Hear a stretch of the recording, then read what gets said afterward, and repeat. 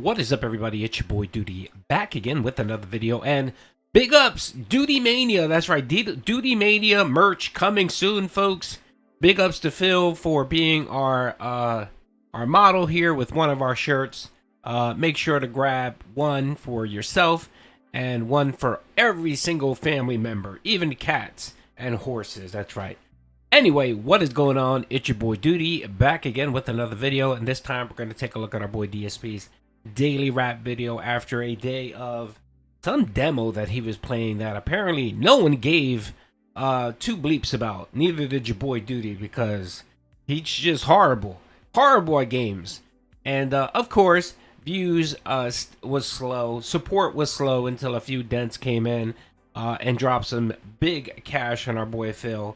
But if it wasn't for that, the dent streak would have been over.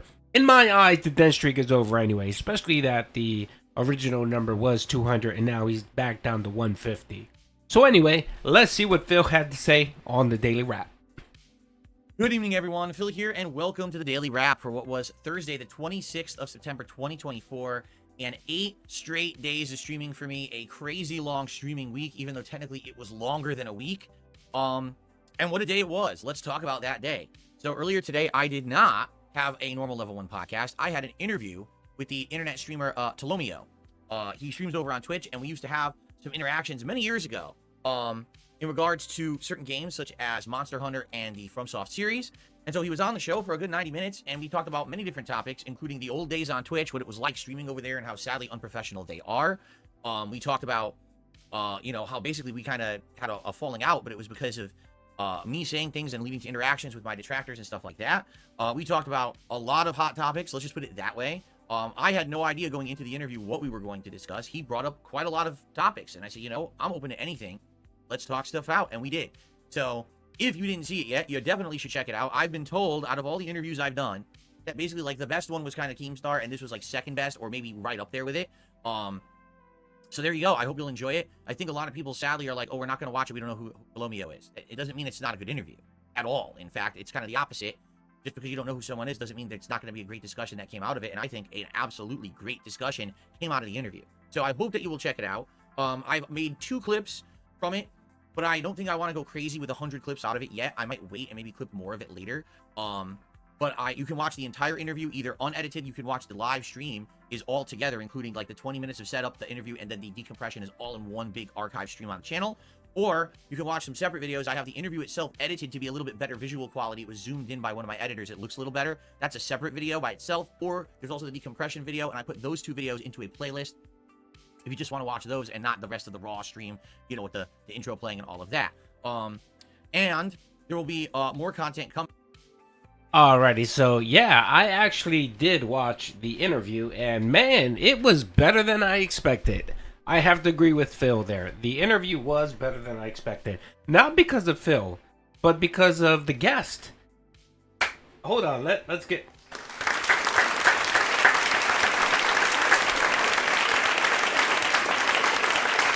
That's right. Big ups. I gotta... Dude, Tolomeo, I believe that's his name, was an amazing guest. Why? Because he called Phil out for his bullshit.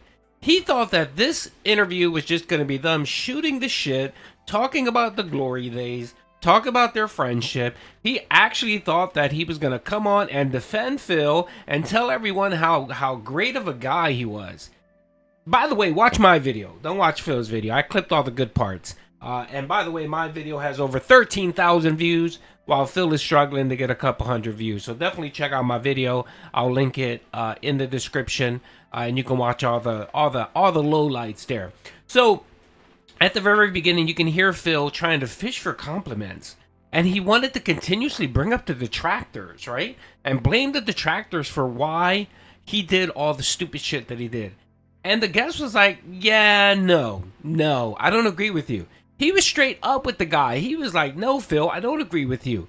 Yeah, you have a couple A-loggers. You have a couple detractors that overdo it. But for the most part, they're not bad people. Unquote. That's what he said.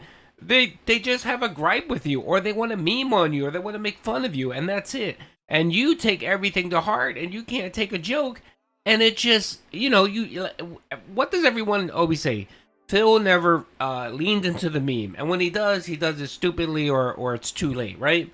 And people just continuously make fun of him, and he can't handle it. He just doesn't have enough. He doesn't have enough. I don't know what the word is. He can't take it. Essentially, he just can't take it, right? Um, and he called him out for it, and he did a great job, and he gave him examples. That was another thing he did. He did a good job giving Phil examples of when he did what he did. Like he said, look, dude, you did this, you did that. It was really good. Definitely check out my video. Oh, and the other thing is he called out Phil's behavior on Derek. That's right, that wasn't the detractors, Phil. That was you. You kept a known PDF file in your chat and refused to remove them because you didn't want to give the detractors a W. Your words. Those aren't my words, Phil. Those are your words. And he rightly called you out for it. He said, no, dude, you can't. You can't do that. You first of all, you're endangering your community by having a PDF file, PESC, in your chat.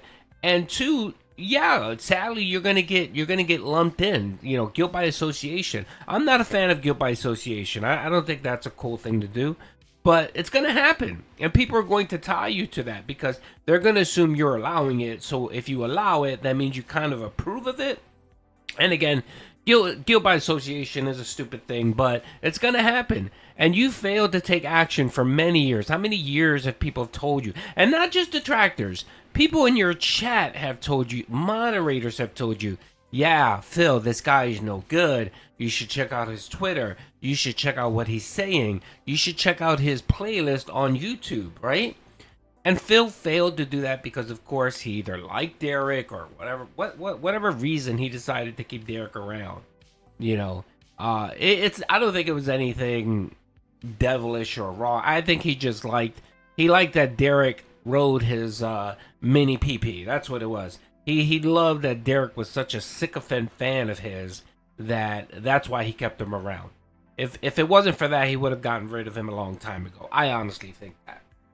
But yeah, big ups to the guest, man. He held Phil's feet to the fire. It was one of those things where it was an interview where Phil didn't expect it to go that way. And man, his chat was like, yo, he's detracting, he's doing this. And that's the reason why his video on his channel actually say, is Tolomeo whatever the fuck his name is he a detractor? And kind of was. I mean, I'm not going to call him a detractor, but I'm going to say he called you out on your bullshit, which is 90% of the detractors. 90% of the detractors are detracting because they know that you're full of shit. And they want to call you out for your nonsense and your bullshit. I mean, for the most part, that's what I do. I call you out for your nonsense and your bullshit, and that's why you don't like it. So, big ups to the guest. That was one of the better interviews. So, if you didn't watch it, definitely check it out.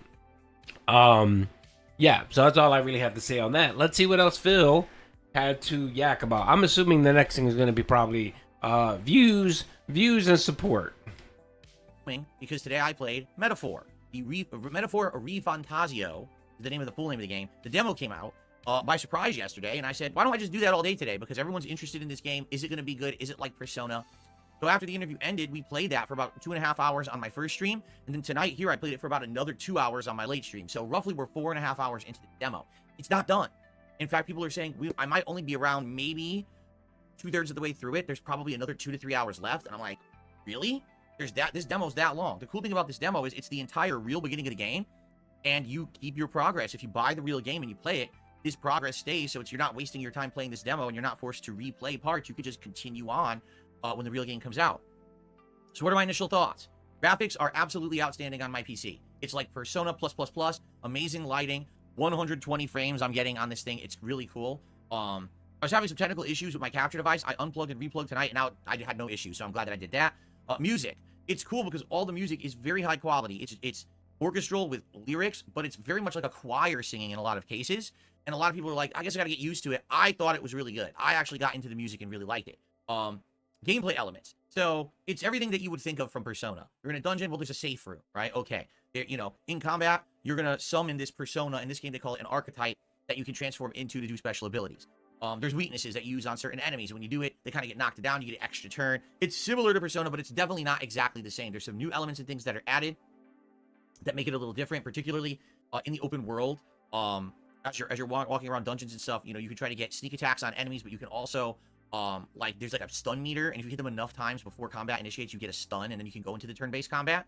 And a lot of the times you can just kill the enemies without ever going into turn-based combat, which is a little different. So I don't want to really like totally blow the game spot up. If you're gonna play the demo because it's free, I recommend it. But I liked it. I like the environments. The thing that's actually interesting is the story. I'm hooked on the story. We're about 4.5 hours in, and it's this interesting story about you know, cruel takeovers and murders and curses and think a Game of Thrones, but kind of with magic. That's kind of where they're going with this, but there's no sexual content, there's no over-the-top gore.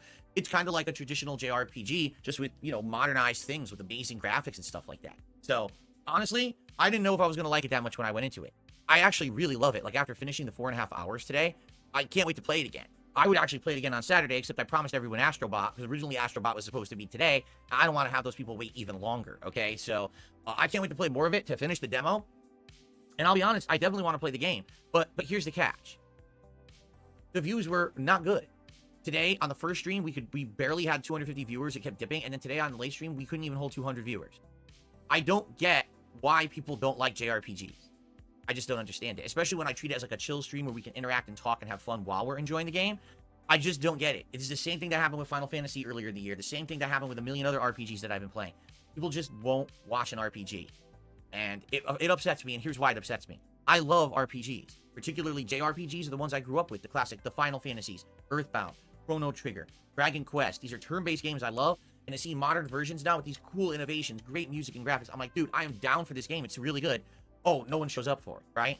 But here's the thing. I'm not complaining about support. Support today was great. Guess what? King Streak of 3. Both streams, we hit the support goals. And that's amazing. On a day when the attendance was down after the interview ended, we actually hit the double support goal, and we continued with the King Streak, and it has revived and is continuing strong. That's amazing. So you're not going to hear me complaining. I just wish more eyes would be open to these games. A lot of people for weeks have been asking me, are you going to play MetaBore? Are you going to play MetaBore? Are you down for MetaBore? We're interested in seeing you play MetaBore. Playing it. Where were those people? They weren't here today. So I hope that people will come back and watch MetaBore when I play the demo again later in the week to finish it. And I really want to buy this game and play it. And now what I would do is I would balance it with other stuff. It wouldn't be like, oh, we're playing it every day. It would have to be maybe I'd play it twice a week on a night stream, maybe one major stream a week, just to get progress going. But I don't know if it'll get enough attention to maintain a long playthrough. People are saying MetaBore will literally be the same length as Persona 5. It's going to be like a 100-hour game. If I can't even get 200 viewers on the preview demo stream, will this maintain? Will we have people who are generous and will say, listen, doesn't matter how many viewers show up, we like it anyway, we're still going to support it? Or is this going to be a thing that whenever I play it, it's a slow night, which ain't going to work? So I guess we're going to see what happens. I really like it. Personally, I want to continue it. I had a blast with it.